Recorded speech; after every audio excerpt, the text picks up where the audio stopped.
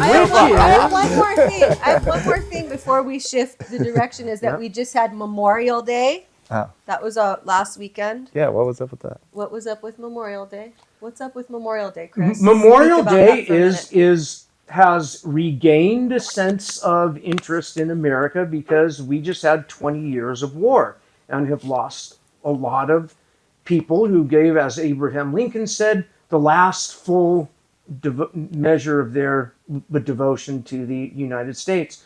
And there's Veterans Day and Memorial Day. Veterans Day is where you celebrate everybody alive and dead. Memorial's when you pay your respect for those who've given that last full measure. And one of our potentially newest combat base guys had a massive heart attack and died at a young age. Oh, man. And he's a Marine Corps combat vet. Which I was talking with his friend who's one of our black belts, and he's a purple belt. Purple belt. Yep. And school owner. I always the school owner is a purple belt, Nick. Yeah. And I just wanted to take a moment to acknowledge, he's got Memorial kids. Day and the passing of our student person that was going to be part of our group. We hadn't really had too much connection with him yet, but we were moving in that direction. And to all the people that have lost somebody, right? And it's kind of one of those things where, like, America no longer has a draft. We're a volunteer force, and the consumer was very disconnected from the wars. Went on about their day for often months or even years at a time, not even thinking about it. Mm-hmm. And whether you were for the wars or against, there's that line that you got to always be for our troops, right? Mm-hmm. And that's kind of one of the things that, there's some big shifts going on there as well. Like Melissa said, it's a changing world. So a drum roll, please. Sorry to hear about that guy passing. That's really sad, and I feel bad for his family. That's really tough. Really tough. However, got to keep going in life. That's the lesson for everybody, right?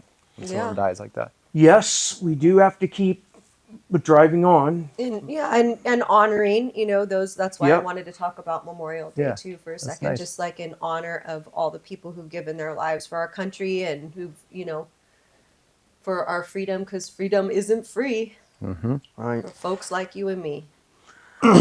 And even if, that's like, we could jump off into a huge topic about war, conflict, the meaning of war. Is there such thing as a good war? Is there such thing as a good cause? Is it nuanced? Is there both good and bad? But we're not going to do that right now, because we're going to talk about me. We're going to talk about Melissa. Today, on the Combat Based Podcast, we turn the spotlight on a third-degree black belt, jiu-jitsu instructor, and our operations manager at the Combat Based Club.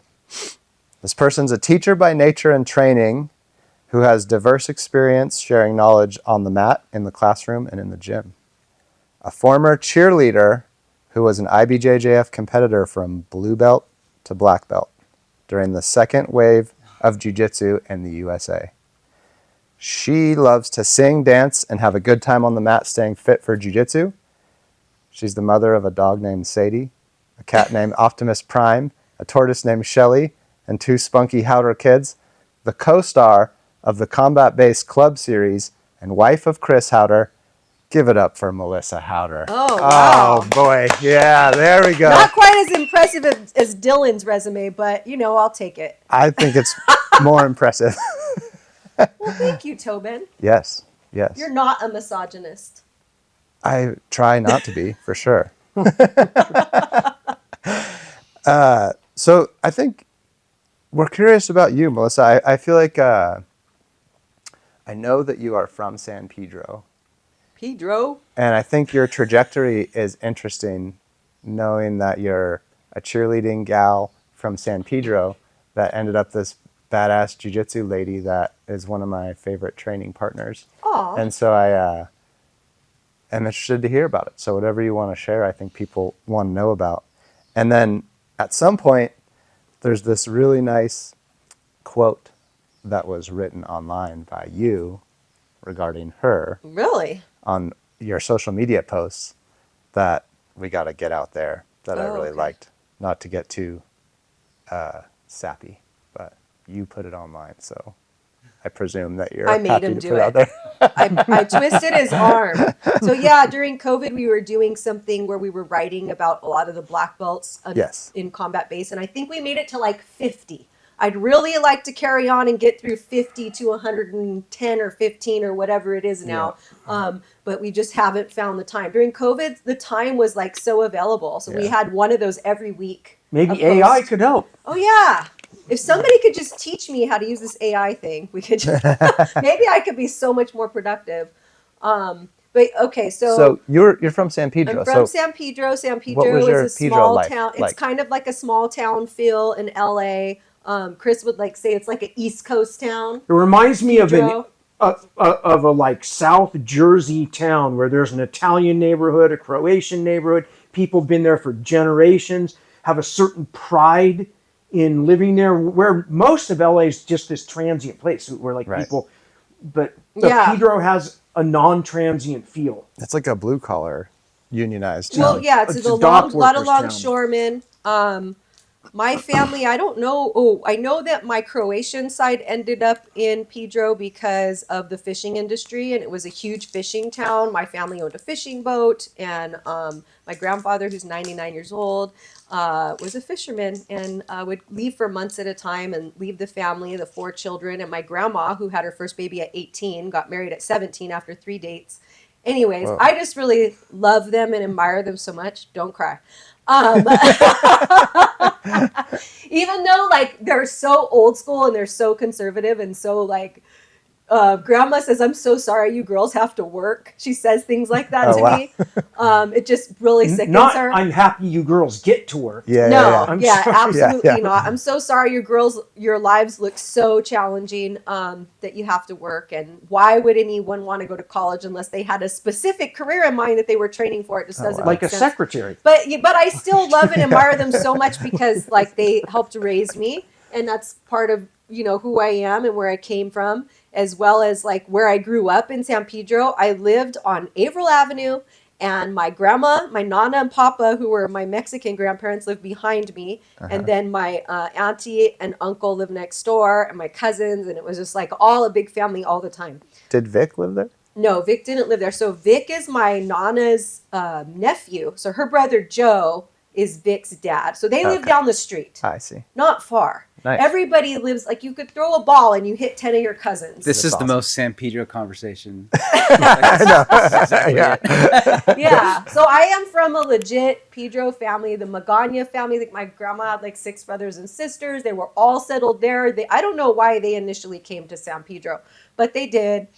So I have the 2 sides of the family that have been there. My grandparents were literally born there, and my parents were born there. My parents met, and I don't know if it was like completely sanctioned at the time for like the Croatian girl to date the Mexican guy, but it kind of went along. Like there were several, like my uncle, who's Croatian from not by blood, married my auntie Yolanda, who is my Mexican auntie by blood. Those are the ones that live next door. So a lot of people were kind of mixing it up. But before that, it was like my grandparents were arranged on the Croatian side. Grandma Wow. Teresa said, Andrew, you can marry Georgia or Philomena. Whoa, at And least he you got a picked choice. Georgia. She was 17. Someone got a choice. Yeah, he got a choice. It was Georgia or Philomena. Which one do you want? Oh, wow. So, and they're, celebrated 75 years of marriage last year, I think it was. Yeah. So, Oh, they're wow. still married? Yeah, they're The still arranged ones? married. They're still in the house together, taking care of each other, hobbling around, and cooking dinner every night. Like, I could literally go over there any night of the week and get a meal. Whoa, that's Still. pretty cool. My whole life, 45 years, these people have always been there. And so that's kind of what I'm talking about. There's a good argument for arranged marriages, but I know. There's one. Yeah. There's one. And my There dad's it is. parents also stayed together until they passed, and in that generation of my family, all my aunts and uncles on both sides of my family stayed married, except for my parents. So I was the outlier where my dad was not, the optimal husband and ended up leaving our family. When did he announce he was leaving? 2 days after Christmas. Yeah, he just came in, and I remember I had my first Nintendo. I Ooh. love Nintendo. Did you guys love Nintendo? Super Mario Brothers. No friendo? I'm playing I Super didn't Mario get to have that. Brothers, and Those things. Never me you neither. never had one because you're too young. No. We didn't have gaming consoles. Oh, you didn't. My See, I family don't too. have one for my kids either, but they play on their iPads. But We didn't have still. TV. We lived in the. Oh, you didn't even have TV? No. Wow. Not until like later in life. Yeah. That's like Chris when I met him. He didn't have TV. Oh, I miss those days. No TV, no computer in a pocket. Oh, God. But anyways, where was I? I was talking about Christmas. the Christmas, and they got divorced, and I was playing my Nintendo, and he walked in, and he's like, "I got to talk to you guys. I'm moving out." Whatever. Oh. And I just started crying. Yeah. And my sister was just like clueless because she was 8 and I was 12 and whatever. And so it was kind of a traumatic point in our lives, I mean, I'm personally happy for my mom that she's not married to my dad. Sorry, Dad. Hope you don't listen to this. But my mom, hi, Mom. My mom listens to the podcast. She's a big supporter. She said, Nice. "Don't say anything bad about me on the podcast." But she did struggle a Nice. lot. Your mom's rad. Yeah, my mom is rad. She's very supportive, and we greatly appreciate that. But her life took a big turn for the worse at that point. Oh, And no. so basically my sister and I were like, just figure it out after that point. So, and mental health problems run in my family, like depression. My mom's side, it's a lot of people with depression, and my dad's side is like anger management issues, anxiety, and alcoholism. So I got all of it. Yay, me. So, I've been in therapy since that point and stuff, and had to hit a lot of bumps in the road. Though, at that particular time, I really threw myself into school. And I really started just buckling down. I was a straight A student. I became the student council president. I was a cheerleader in 7th grade at Holy Trinity. A Holy Catholic tragedy. school girl. I was a devout Catholic, practicing all of my sacraments.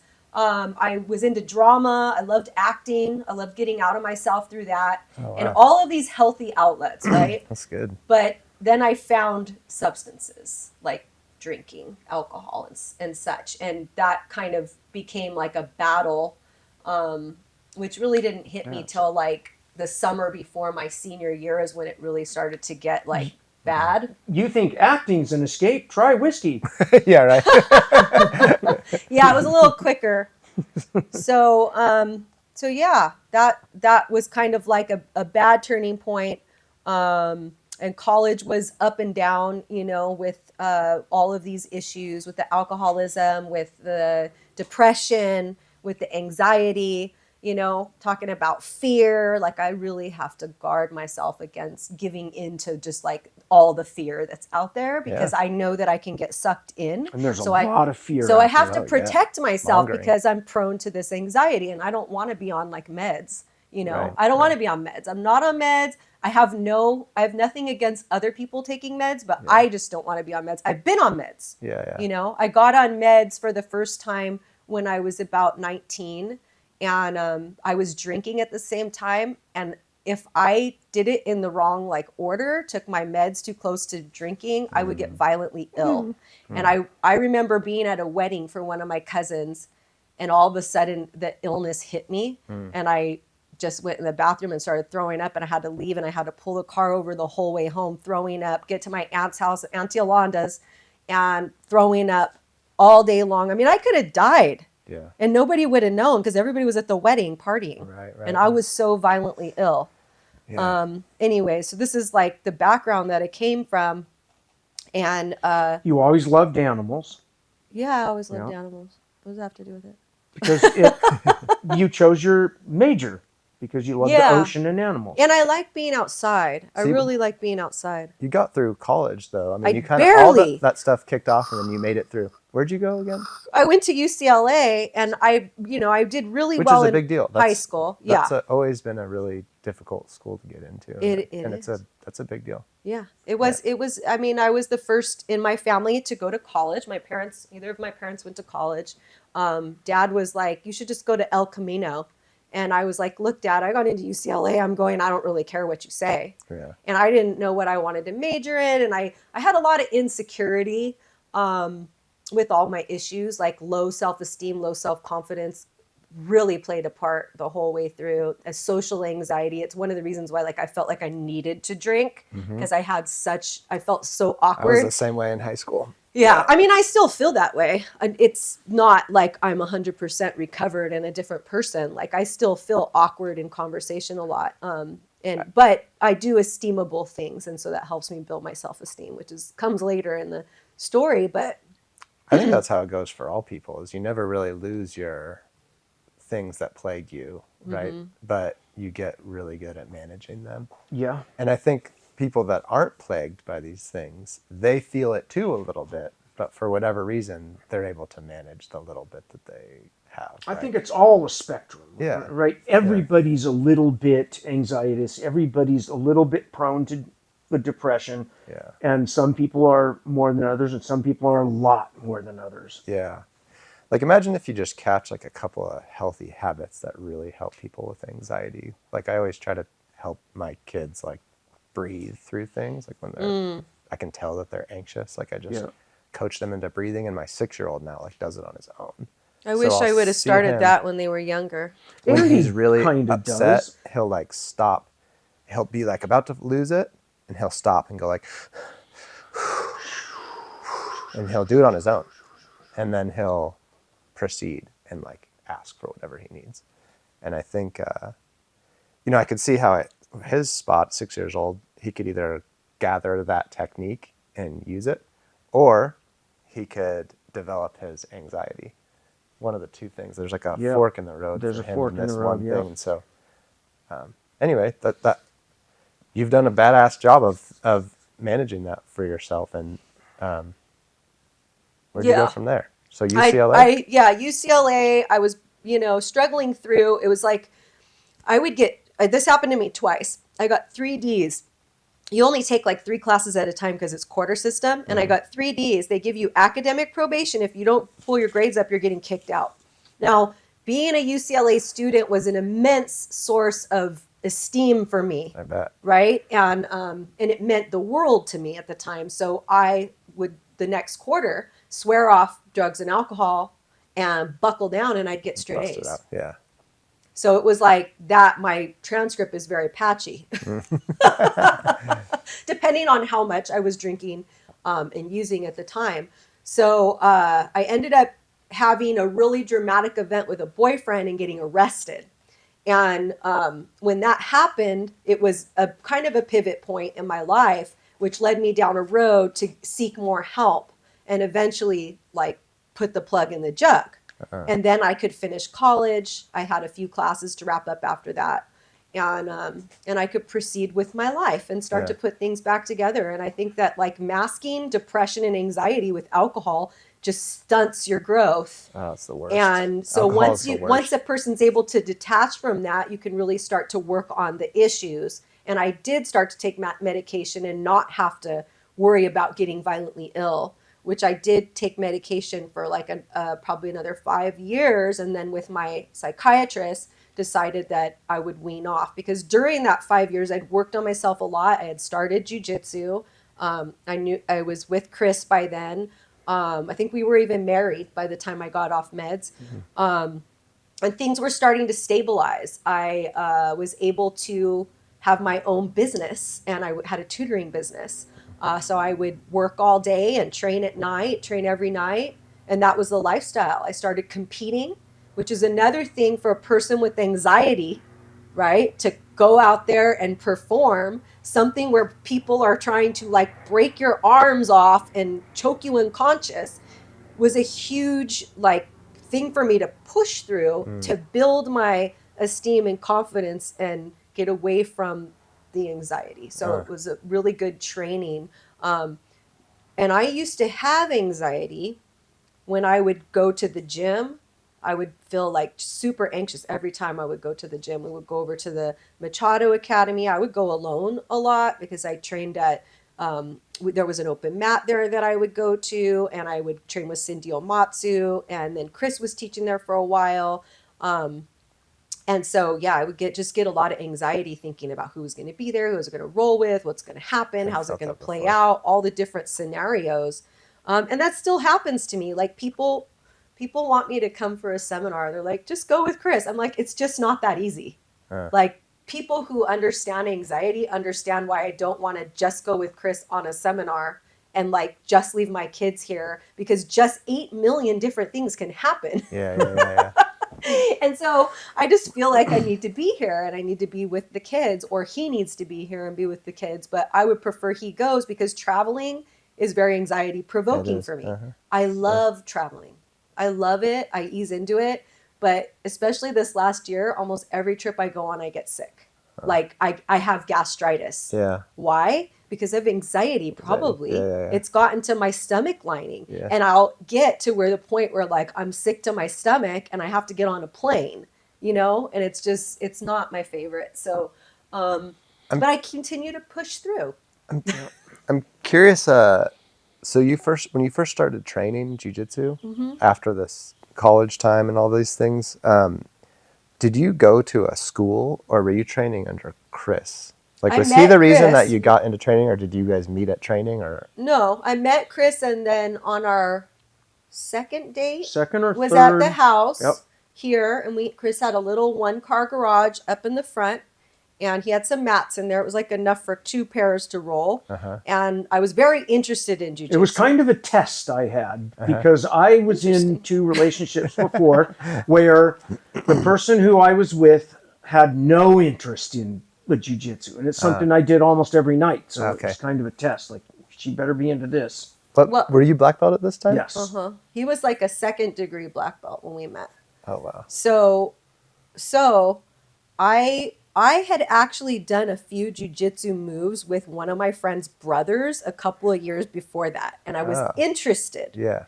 So when he said he did, I was like, "Oh, I've always wanted to do something like that. Can you show me?" That's how it went down. It wasn't like, "Let me show you jujitsu." Yeah. I think I was like, "Oh, that's cool. You Can were show me?" interested, and it's like, wow, check that box. Yeah. So he showed me, and then I started going to classes with him, and he was teaching at like a ninjutsu school. He was teaching at Bob Bass's South Bay Jiu-Jitsu in Hermosa, and he was teaching at Centerline Gym in Bellflower. There were lots of different places in the very beginning where I would go as a white belt. And it was not even 6 months into this, I think, that he set me up with Cindy Omatsu, and she would come over here to the 1-car garage and give me privates. It was almost like old school. It wasn't like that. It was very affordable, and yeah, it was cool. And Cindy Omatsu, if you don't know, I made a big speech about this at our camp, because I think that it's quite a shame that like everybody praises the American Dirty Dozen, whatever, men. The men. But she's the first female American black belt. Like, come on. I know. I was at No history. I was at a Gardena judo Christmas party, and she was there. I think one of her friends was getting his Shodan black belt that night, and Tadashi goes, "Hey." I saw her and like I recognized her, but it was like out of context, and I kind of was like, And then Tadashi goes, "Did you say hello to Sensei Cindy?"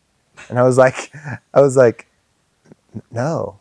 And then he was like, "Cindy Omatsu, like, go say hi to her, dude. What's wrong with you?" And then I was like, "Oh my gosh!" And then I went over and talked to her. But yeah. I mean, it is something that people should know about for sure. Yeah. No, I asked, does anybody know who that is? And they didn't know. Yeah. And I'm like, well, you know now, and tell a friend. Yeah. You know now, and tell a friend. Like, that was my coach. And all the way through to my brown belt, I trained with her like twice a week.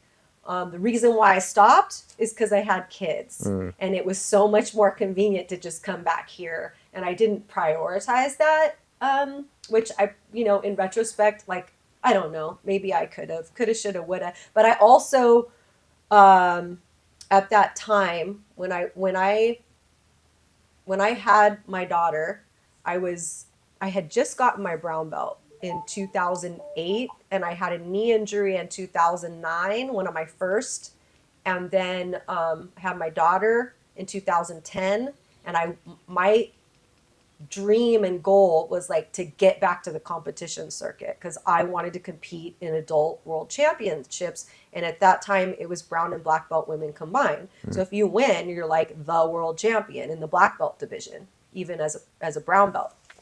So I got a little nuts at that time. I really just went psycho. You were into it. Yeah, I was really into it, but in a bad way because first of all, I wanted to compete in the what's it called, super feather, light feather.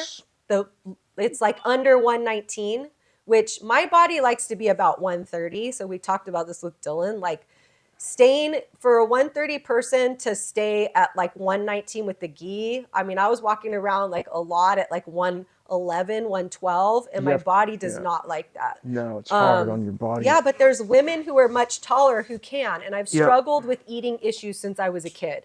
I was an overweight child. I was taken to the nutritionist in like 3rd grade. I binge ate. I shopped around to Auntie Yolanda's house and Nana's house to get extra dinners.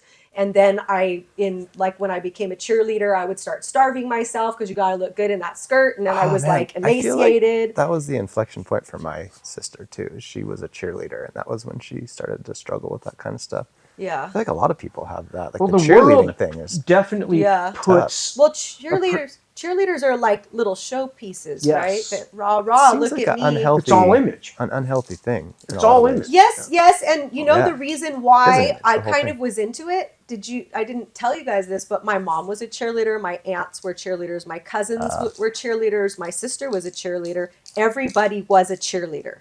This is what we did. We didn't play sports because that was too like masculine, right? And girls don't want to be masculine. We want to wear skirts and bows and do our hair and to be just so. And I never really felt like that inside my core, but I actually was good at cheerleading. I was good at projecting my voice. I was good at playing pretend. I like acting. So for me, I was a cheerleader for 6 years, and every time I was out there, I was performing. I was putting on an act. It's not like I am a cheerleader and that's my personality. I am much more personality-wise a martial artist. I like to fight. I like to, to do that whole thing, and I'm also very angry. So it's a good outlet for my anger to choke Tobin's neck. So you kind of you found jiu-jitsu like through Chris. Yeah. And then you kind of did your own. He set me up with Cindy because he would make me cry sometimes, or like hold a pad and like kick the pad so hard that I would fly across the room because I had no concept of base, and used to talk shit to us all the time. Oh, now I'm going to sweep you. Now I'm going to arm lock you. Now I'm going to choke you. And he would just dictate the whole thing. And I'm like, he's an asshole. Like, can you get me somebody I can train with where I can actually learn something? And then one of Chris's really good talents is he can teach a move 5 different ways in that one session. And then I'm like, I have no idea what he just did, because every single time he showed it, he did it slightly differently. Like, he's better about that now. But back then, do you remember how you would always show it differently every time? And then you'd be, I don't even know what I just showed. I just showed something, and this is blah, blah, blah. And I felt like people liked it, and I just was a brand new beginner, had no martial arts experience, never like grew up wrestling around with anybody really, except for when I was drunk. So I don't really remember that part. But, but so Cindy helped me break things down and really understand. And then also she's like 125 pounds. So, she could teach me from a perspective of a smaller person, where Chris might give me certain advice on doing something, and then I would ask her, and she would say, oh yeah, that doesn't really work for me, but this is what I do. And so it was a good combination. So I still went to classes with him, and I went to Cindy's. So there was a point where I think I was on the mat like 15 hours a week. So your main places though were Machado Academy, Centerline Gym, and South Bay Jiu-Jitsu, like through the bulk of your briefly Cobrina's, when we were trying to get her to, in between pregnancies, was that? No. In between injuries. Cindy moved over to, was it Cindy that moved over to Let's Roll, or Jocelyn and Glenn opened up Let's Roll Academy in Torrance? And Jocelyn Suarez? Jocelyn Chang. Jocelyn and Glenn Chang. Now, Jocelyn East is Torrance. the shortest black belt in the world. She's I in like think she is. she's the She's- smallest black she's belt tiny. in the world. She's very tiny. And so again, and Glenn, her husband, is like closer to my size. So it was always good. They had smaller people at their gym. I loved going over there and cross training, and it was just like 10 minutes away in Old Torrance. It's not there anymore. Jocelyn's now teaching, I think, at a different place. I can't remember the name of the place. Maybe it'll come to me. No. It is always a wonderful experience as a lightweight, not an ultra lightweight, but when you're rolling with people your size or smaller even, you're like, wow, this stuff really works well against little people. Well, yeah, I mean, it's easier to perform certain things, like even just closing my guard around something. Especially Sure. throws. Like you don't even think Yeah. about that. Oh yeah, So throws I are train the with best the with kids. kids. Yeah, throws are the best with kids. That's my favorite. Those are the best for me against the kids. Yep. Yeah. I could I do feel a like perfect Uchimata on this 110 pounder. I feel like the Seinfeld sometimes when I go to judo. I'm all the little kids and I'm throwing them around. I do that too. Like when Kramer and Seinfeld goes to karate class. I didn't he's like, see that one. Oh, he's like beating up little, like he's like Oh, telling he's them beating up about little it. He's kids, like, I'm learning karate, and they go, and it's him and like a bunch of little kids. He's in the And he's kids' like class. beating them up. Yeah. So Anyway. so there was Let's Roll, and prior to this, when I was even a white belt, I started traveling with Chris. I actually trained all over the U.S. and I went to Africa. We went to Asia, to Singapore, Europe. and we went around Europe. Primarily, when I was a colored belt, it was around England. I went over there several times and got to train in England with the Curries. So Helen is Chris's first female black belt. Who is the UK's first The female black UK's belt? first female black belt. So that's another piece of information and knowledge to share that I think people should know. And Helen was always a great training partner and teacher, and helping me along and encouraging me. And I really appreciate her influence that she had, and role models too, right? Yeah, so it's yeah. like you guys all have role models, or like a dime a dozen, and a guy could be Helen a was a woman's super mom. a guy can be a woman's role model, but for me to actually see a woman like who had this full-time career, had a full family, they had 3 kids, they had pets, she cooked dinner every night, she kept a perfectly spotless home, and she was a badass at jiu-jitsu, and she's tiny, Yeah. right? Oh, that's like cool. all this Yeah. stuff, like I just was like, I want to be her. Like I really did. Like I wanted to be her. Yeah. And I feel like I got to be her. Like don't cry. Like I had to have seen that to be able to do it, you know? And because that's how it was at the time. Like we didn't have those people. We didn't have those role models to look up to, because it was usually I was the only woman on the mat, or like Sophia McDermott was another person that, you know, we were at the same time she got her belts. She always had her belts 1 year before me, but she was like the only other competitive female that was like at the Machado Academy consistently when I was there. A lot of other ones would come and go. But it's really great to have, you know, people that you can look up to, like Cindy and Helen, and then peers, you know, that you can, or people that are just slightly ahead of you, and then being a mentor for students that are behind. Like all the years that I trained with Cindy, if she couldn't make it, I would teach the class for her, you know, and so I got to be a mentor for newer people. And like most of the ladies who came did not continue to train. It was like, I think I was the only one that made it to brown belt.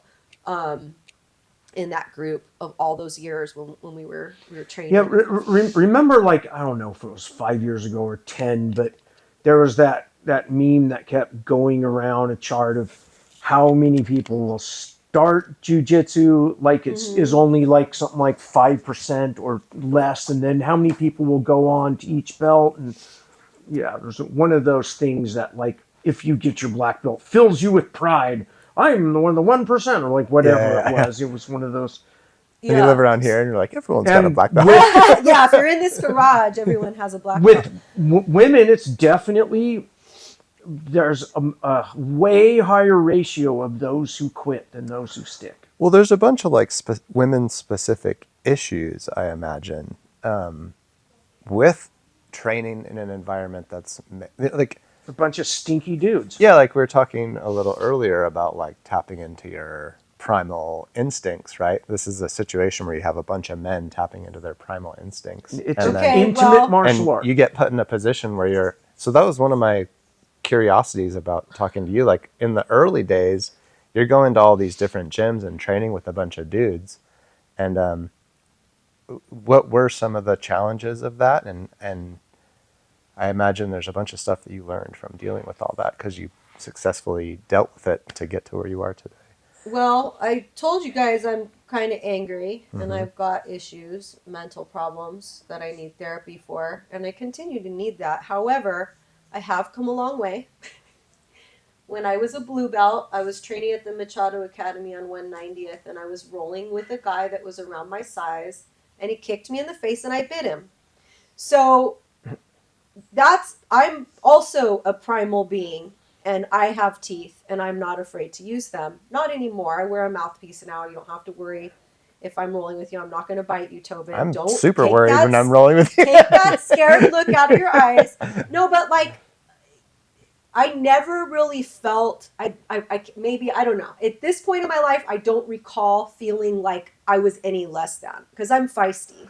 You know what I mean? Like their primal whatever, their primalness, I was like, yeah, this is what I've been looking for my whole life. Bring it, because I'm going to bite your ass if you mess with me. I wouldn't presume that would be the problem. I more would think like, I feel like just knowing guys in that setting when there's like a good-looking young lady on the mat. Thank you. Like did you have to set boundaries with people oftentimes?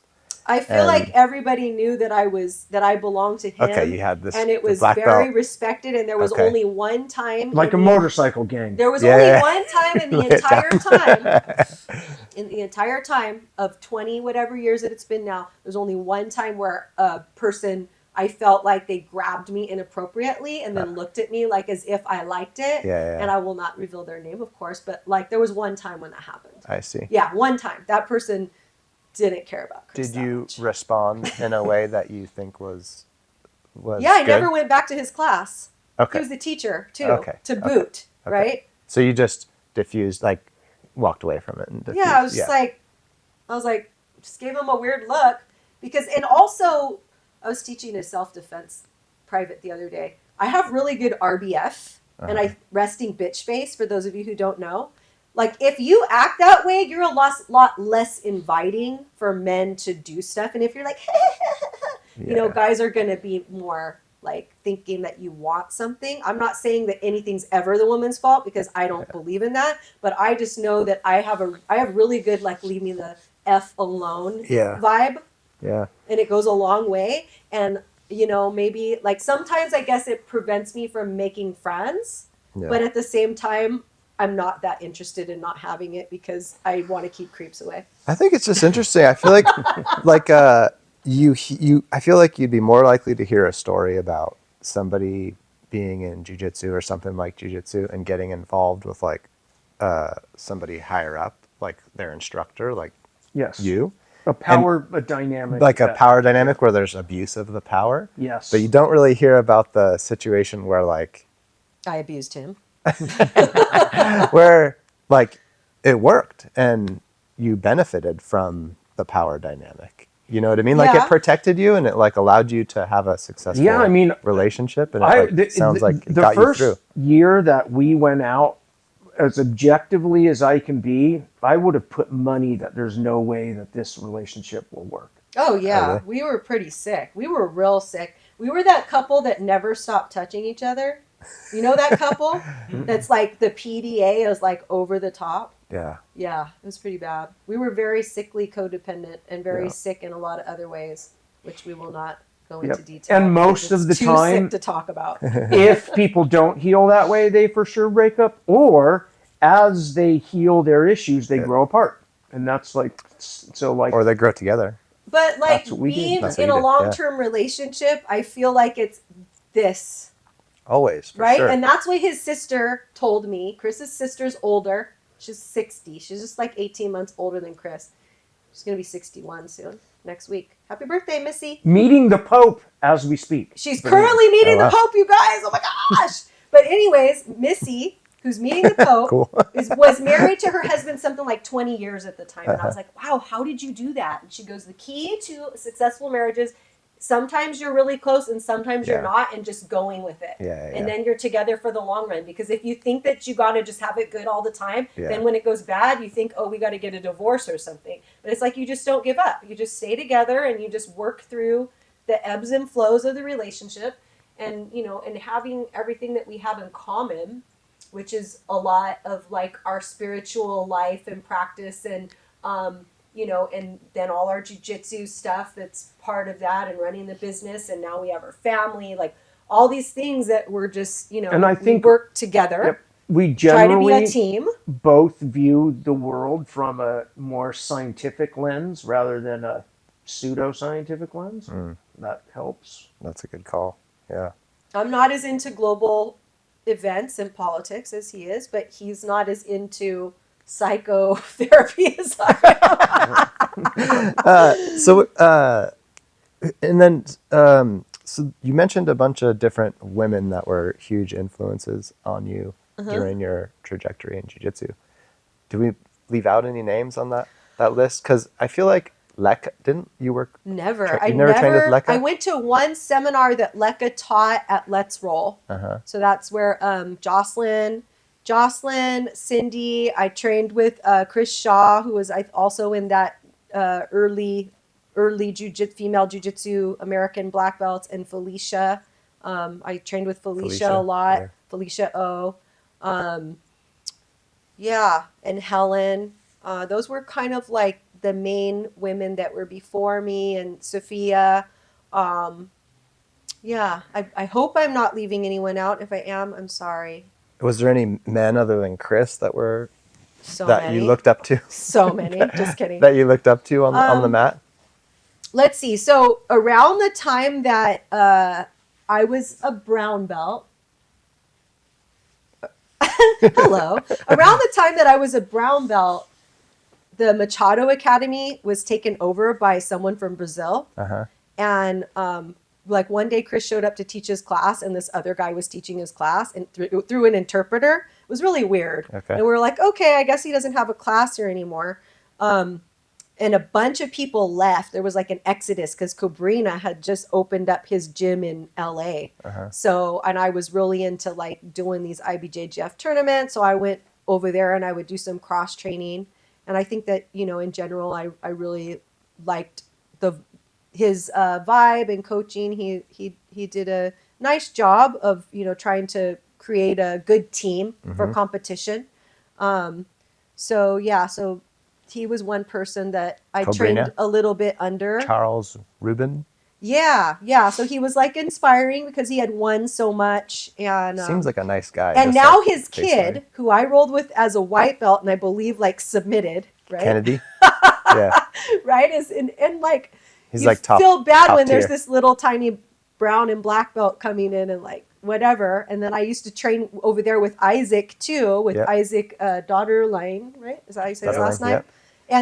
And then again, you know, the current like 5-time. And he was super young. Champion. He was a young purple belt, and I was a brown and a black belt going over there. And I also met Eric Anderson there. Oh, cool. Who I love, Eric. Yeah, me too. I really hope we have him on the podcast. He's one of my favorites. Cobrina, I always think like, and this is common, moved into LA at the perfect time where a bunch of academies were having problems, political issues, instructor loyalty issues, and suddenly Cobrina, almost opening day, had 25 to 50 eager blue and purple belt young people that want to win the world championship. Oh, nice. And it's like, what more could you ask for as a black belt opening up an academy? Yeah. Is there any tournaments that you remember, or tournament experiences that you really Yeah, when I was a brown belt, in what year was that? 2000. I guess it was 2011, right before I got my black belt. The Pan Ams, a girl put my leg into a reaping position and then called the ref, and I got disqualified. And it was so good that somehow I had walked away because I didn't expect the match to happen that fast, and I missed the Brazilian cheating operation where Uh-huh. the girl, number one, you're not supposed to speak to a referee, Right.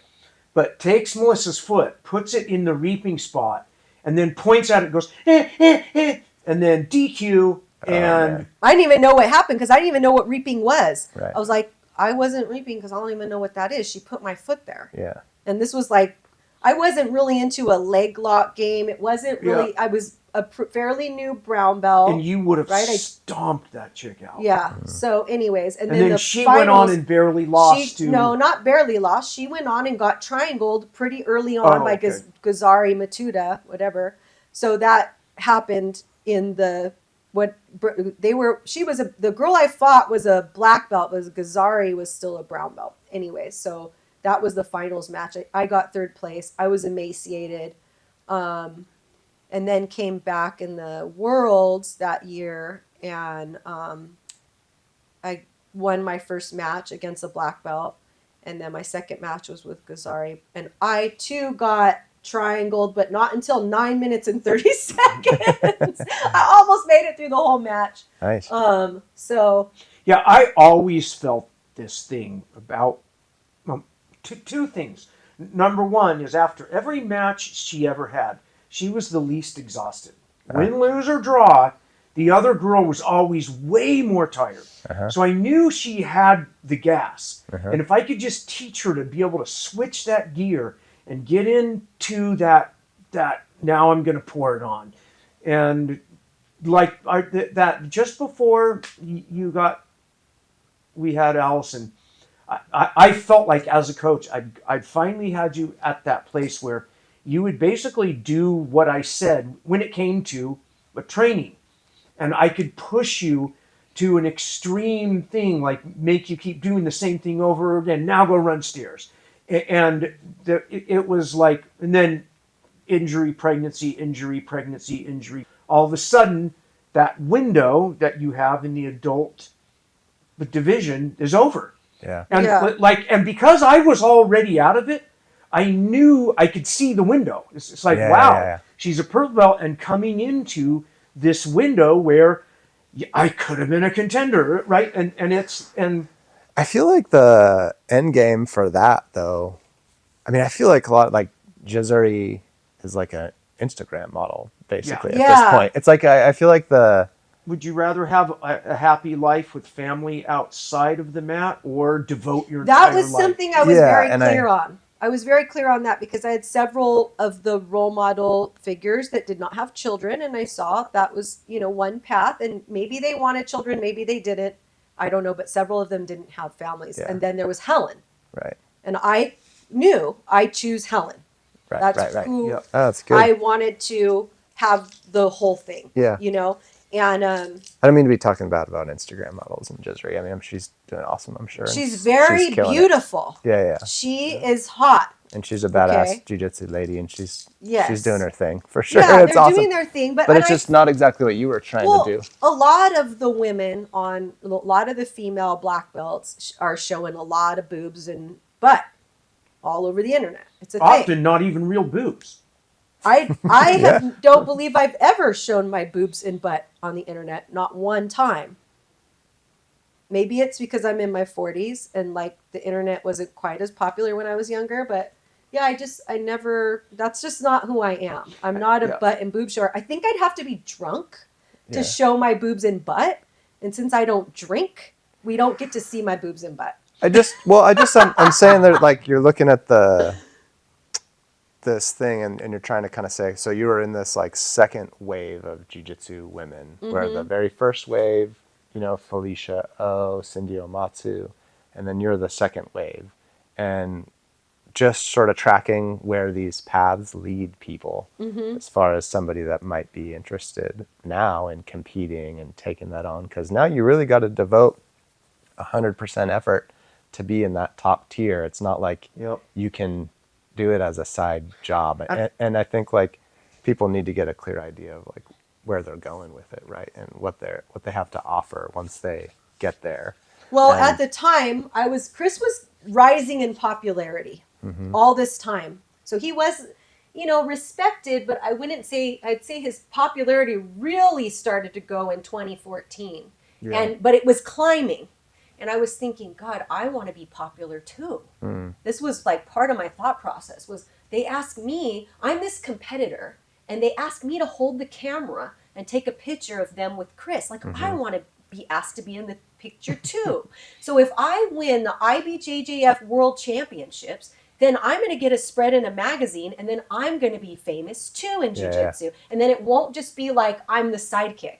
Because we had this conversation. My mom says I'm the sidekick, so that's what I am. I ended up just being the sidekick, which I really don't care anymore. But that was at my Sidekick's a little my late demeaning. 20s. I was. Is it demeaning? Slightly. Mom, I mean, it's how not could you? sidekick. It's like It's like Robin to Batman. yeah, it's Yeah, like that's the sidekick. you're Don't call me Robin. But then they But Robin's like kind I'm of an idiot. Catwoman. Night Get out of Wing, here. Supporting Night character. Wing, I mean, Yeah. But so I was in my late 20s, Yeah, but yeah. remember, I'm a little emotionally stunted, so I'm always a little bit less mature. So it was like I was kind of like a teenager. Yeah. I want to be popular. I'm going to do this. Blah, blah, blah, blah. So that's how I was, and that's what I was thinking. And I also love jujitsu. I didn't even really know that. Yeah, because why would I tell you? It's super immature. I can tell you now that was like 15 years ago or Yeah, whatever. yeah. You know what I mean? Yeah. Like it was more than 15 years ago when it started, but there was a period of time where I was thinking, yeah, this is what I'm doing. This is how I'm going after it. And I would train really hard and I kept hurting myself. And like we talked about too, that win or die trying. And I would run those stairs and I'd be like, win, win, win, win, win, win. It was like this drive, this focus, this like, I'm going to be getting my spread in the magazine. Yeah. This is happening. I'm envisioning it. I'm doing all that psychology stuff, which I didn't even have that kind of a psychotherapist, sports psychology, but I'm thinking about it. I'm envisioning it. I'm doing mental jujitsu all day long, training 15 hours a week. Just It's that thing in much of the mental health world. They concentrate, on the mind and the spirit and all this stuff, but they often neglect the body.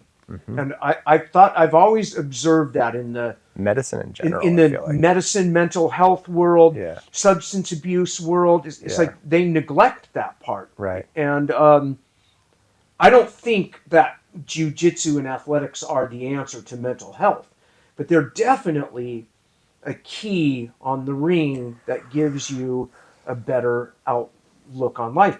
And being able to get to the zone, the walls, being able to hit a wall where everything in your mind and spirit says I can't, but your body pushes through. So you get that mind and spirit growth. Yeah. I think is like something that few get to experience.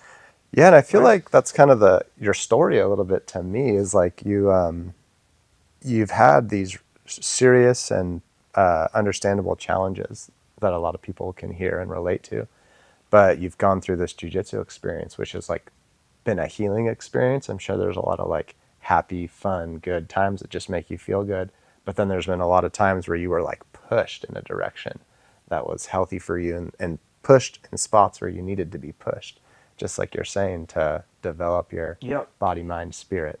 And it's interesting. It's like to me, like, so if you ended your story by, being the world champion of everything and you're amazing, like, it's almost like a better story, really. that I didn't reach my goal. Well, I think that's part of it, is that you got to push as hard as you possibly can. And the fact of the matter is you're actually never going to get to that vision that you're looking for. And that's part of martial arts. Yeah, and I think I really believe that my combat-based philosophy here, that you think street, train sport, that balance. Yeah. That not one of those is the central goal. Correct. Yeah. And so you ask yourself, why am I competing? You're competing because that's part of the training. Correct. You say, what am I training for? The hypothetical street altercation reality thing. Well, why don't we do all that? Because then you'll lose the truth that you get from practicing the art and growth. Well, why don't we just practice the art? Yeah. Because then you miss the reality that sport and street would give you. So they check each other. Much like how I wish more than 32% of the U.S. understood three branches of government, and why it's necessary that they are all independent to check each other, regardless if the same party controls all three. You know, it's one of those things. Yeah, you got to do this like constant self-analysis and go like, Yes. I need to push a little further into that one of three. I need to push over into this one of three to stay balanced. Which is why I'm obsessed with finding the threes, because otherwise we trap ourselves in the choice of binary. Yeah. And then we get in a almost mentally unhealthy place. That either it's going to be good or bad. We're going to make it or we're not. The plane's going to crash or it won't. It's like, what's the third option? The plane breaks and wrecks, but I live. Or just coming up always with something that checks the binary. Yeah. Which is technically impossible to do for our brains. It's impossible. Would you like to know how it ended? Yes. Because I hope it hasn't ended. No, You're that still going. that phase of my jiu-jitsu ended. Yeah. Do you want to know how? Yeah, Yes. tell me. So, Body triangle? yeah, no, it wasn't body triangle. That was after this phase, because in my adult division career, I had another Pans and Worlds in 2013, and the day after I was training here in the mat room and had my ankle broken by a purple belt female. A strong purple belt female. Accident or purpose? It was accidental, but The break was accident. The kick was on purpose. Yeah, the kick was on purpose. Yeah. She kicked you? Yeah, she was trying to do a foot sweep, and all my weight was... Like a West Coast sweep, but instead No, just it was kicked the from leg out? standing. She was behind me, and she was trying to take me down to the ground, and all my weight was in my foot, and she kicked it like as hard as she could, and the bottom of my femur? Tibia, sorry, like sliced off, and I screamed, and I knew it was broken immediately, and it was a severe break. I had a 8-inch plate with really lots bad. of screws It was really put bad. in, and I was already, I think I was 34 at the time. And you were in peak shape, had just barely lost against one of the best girls in the world, Mackenzie Dern, and in a couple months would be the Worlds. No, that was the Worlds. In the Worlds, I barely lost against Mackenzie Dern. And then it would have been like, and she was still just coming up into herself. And I was gonna go like, even though we had one kid, we had one kid, but I was like, I'm full-time training. This is it. This is the final push. We're gonna do this, a couple more years. And then I got that break and decided that I would have a second child. So instead of my dreams. So Andy was born. my dreams. Sorry, Andy. Jiu-jitsu injury. Jiu-jitsu injury. So then we had Andy, and then I turned 36 shortly after he was born, and then all the Masters stuff started coming up. So at that time, my attitude completely shifted. And Masters was suddenly a growing popularity. And Masters was a growing popularity. There was some legit competition in there.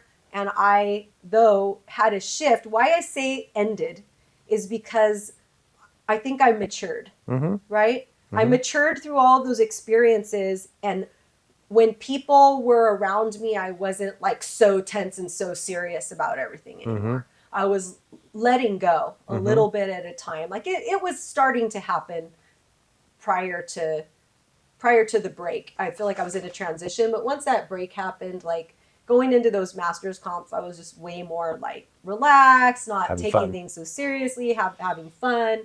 I did get body triangled in the finals by Lauren's cousin. Who's a nice girl, but she's a nice we like her. French girl that I rolled with after that, the year after that when we were in France. It was a very even fight. But she got when we were rolling. Yeah, when I got body triangled, I lost it. I lost my composure. Not like anybody could tell, but like what happened was she swept me and I just kind of fell apart. And then she got on my back and was on my back for like 3 minutes trying to choke me, and I couldn't get out. And she had really intense pressure. And I remember watching her. She's a very advanced black belt, like in the wave before me. One of Europe's probably first female black belts, because I remember watching her as a purple belt in 2007 smash Leticia Ribeiro and hold Leticia in side control for a long time, and she couldn't get out. So like that's how she had me super pinned. So she's good at pinning people, and so am I. I'm really good at pinning people too. I think she was a French judoka as well. Sounds like it. I want to say. Yeah, she was really good. When you So- said French and really good at pinning, I was like, okay. Yeah, she's all right, judo really lady. good at pinning. So yeah, I don't know that much about her. I just remember watching her and being really impressed when I was a purple belt, and then eventually competing against her in 2015. So that was like 8 years between that she was already a black belt. I got my black belt in 2011. So anyways, yeah, and then the next year after that, I think I'm bumped up to Masters 2 and won my division super easy. And that's the last time I competed in IBJJF. The dude that's like the dominant guy in my division, Masters, like competes like also adult, like wins an adult. And Oh, stuff. really? Wow. Yeah. He's Hey, I have a pretty- question. So, just in listening to you guys, is there ever women and men competing against each other officially? Because it just seems No. like Yes, actually. What? I know that Daineen from Hawaii has competed against men. it just seems like But there's not anymore. Back when you when she have was someone younger. like balanced in terms of like weight class, because there is so much technique to it. Technique could easily That would be interesting. Yeah. overpower just We could jump strength. into a very Oh, Chris don't like controversial topic here, but We're not going to do that. We're not going to Okay. be that Actually, controversial. there's like breaking jiu-jitsu news in the last week. I think Gabby Garcia versus Craig Jones got booked. oh really? Like for real. Craig I don't Jones know is who putting Craig on a. Jones is. Who is Craig He's an Jones? He's a Australian very guy. good, yeah. Is he Australian small? guy. No, he's big. I like He's a his giant? attitude. Like bigger funny. than Gabby? oh, he's No, he's like the same size. She's slender, Gabby. I think She was at one Jones point. is a light heavy or heavy middleweight, right? I get the sense that he's a big boy. I don't know. Okay. But he's a, real dominant professional Gabby jiu-jitsu was fighter. my crop of black belts too. Did you know that? And Yeah. that we would compete at the same, like when we were a purple belt. Yeah.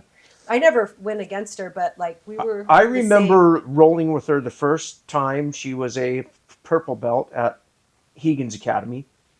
And then within a couple of years, that was that weird phase where I'm in my 40s now. So all of a sudden you blink your eye and the kid is an adult and the purple belt's a black belt. You're like, wow, this happens fast. no. And then you go, Yeah. actually, that's not. That's what 4 years ago. But Yeah. 4 years goes by so fast that Yeah. you don't. Like I remember being at one of the Panzer Worlds and some heavyweight brown belt came up with me with his gold medal. It was all like, Chris Haueter, man, thank you so much for this. I'm thinking, why is this guy? And he's like, remember, I was a kid at the Machados when you'd teach the kids class sometime. And I'd be like, I didn't even remember. I that's just, crazy. like, he grew Yeah. up. So you trained with Gabby though back then? Yep. And how'd that go? At that time, I mean, she was big, she was strong, but she didn't have a sense of the base yet, which I think she picked up as a newer black belt. She really got that feel of base. Mm-hmm. Yeah. And I haven't rolled with her since then, so I have no I idea. think we should do Chris Haueter versus Gabby. Just kidding. Craig Jones has been trolling her for like years, Yeah. trying to get her to fight him in different formats. That's like. Is He's that like a nice? he's like a Yeah. no, Is not that- totally. He's not I know, totally nice. right? He's like a it hilarious. doesn't seem nice, kind of. He's a really Why funny is he guy. bugging her? I feel a You bit know? sad for her. I think she was talking some to be honest, shit yeah. about him. Or Oh, she something was at some talking point. shit? She definitely talks shit, though. Yeah, I think she was talking some shit, and then he seems like one of those guys where he like really enjoys the banter. Antagonizing? Yeah, the antagonizing banter. Yeah. Trolling. So today though, you're running the combat base club. You train all the time still. I wouldn't go that far, Toby. You get 1 to 3 rolls a week, right? I mean, I feel like I yeah, roll like with you at least one time a week. Yeah, 1 to 3 training sessions a week. Sometimes, I have weeks off. More recently, the bummer was, the really big bummer, I don't know if we've talked about this, but there was this thing called COVID, and nobody rolled with each other, and then me and him rolled with each other all the time back here. Not all the time. We'd do it like twice a week. Sometimes Yup. we'd have a couple other people come over. Well, it didn't go so well for me because Chris likes to do this thing where he pins my leg up over my head, and I can't even do it on that side anymore because he's holding it, and I'm like, this doesn't hurt. I can do the splits. Oh no. And then it pops. Yeah. And I never recovered from it. Yeah. And when I went to the doctor, I they can't said I need believe a hip replacement. I injured her. But I think that I would have needed the hip replacement regardless. It was just that event led to the hip just never coming back to function. So a lot of times in my daily life, I'm limping around, and maybe most of you out there would just go get the hip replacement, but you got to walk in somebody's shoes to know how they feel. I've told you guys I've got all my issues, and I just, at this point, I'm not ready. And if and when I'm ready, I will go do it, and maybe I will say like everybody says, oh, I wished I'd done it years sooner. Yeah. Maybe I'll feel that way, and maybe I won't, because from my understanding and friends that have had hip replacements, it's like a good 6 months where you cannot train. Yeah.